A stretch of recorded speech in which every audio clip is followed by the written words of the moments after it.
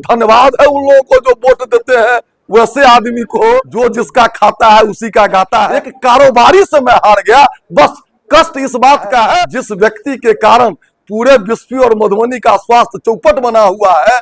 आशाओं से मिल करके दलाली करके अपने दुकान को, हॉस्पिटल को लोग चलाते हैं। अयोग्य व्यक्ति भी परिवारवाद के नाम पर आ रहे हैं।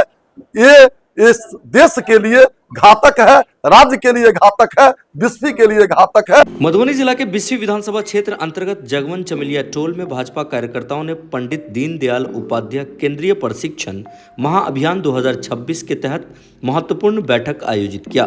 बैठक की अध्यक्षता चहुटा जगवन मंडल के पूर्व मंडल अध्यक्ष राजकिशोर मिश्र बुलेट ने किया। बैठक में मुख्य अतिथि के तौर पर पूर्व विधायक सह भाजपा नेता हरिभूषण ठाकुर बचौल उपस्थित हुए। साथ ही इस अवसर पर भाजपा के अन्य नेता व कार्यकर्ता भी उपस्थित रहे। सभी उपस्थित नेता एवं कार्यकर्ताओं को विधायक हरिभूषण ठाकुर बचौल के द्वारा पंडित दीनदयाल उपाध्याय केंद्रीय प्रशिक्षण के अवसर पर कार्यकर्ताओं को ग्राउंड स्तर पर पार्टी को और अधिक मजबूत करने, पार्टी के विचारधाराओं को घर घर तक पहुंचाने की अपील की गई।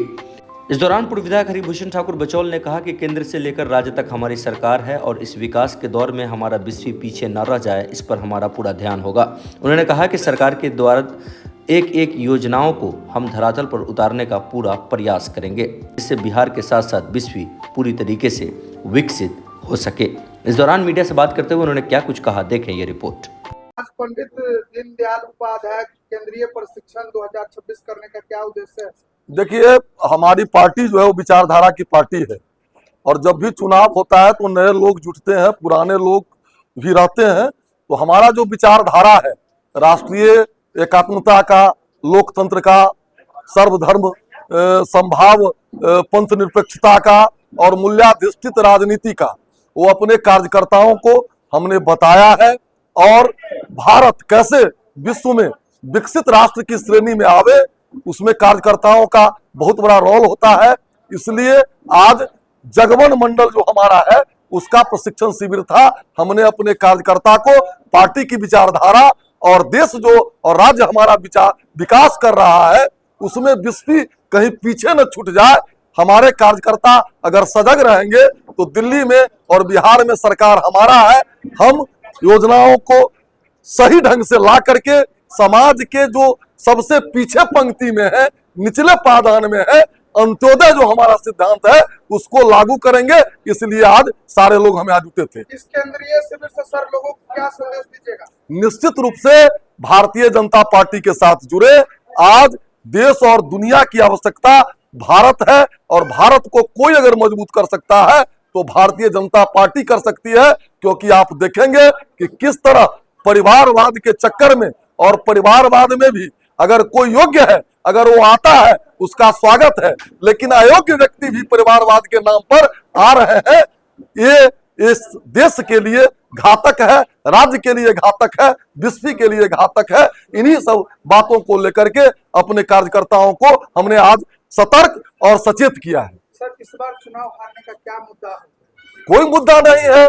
हमको तो धन्यवाद है उन लोगों को जो वोट देते हैं, वैसे आदमी को जो 20% यानी 125 से 150 दिन तक 5 साल में चलता है सदन, और वित्त सेशन चला गया, जारा का सेशन चला गया।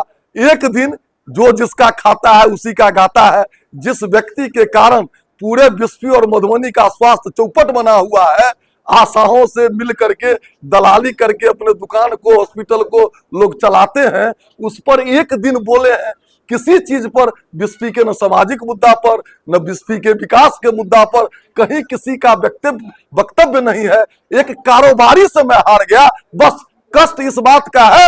नहीं तो जाने जनता जो जनता दी है, फिर वही जनता तो हम जाते हैं, देखते हैं, लोग कह रहे हैं तरह तरह की बात।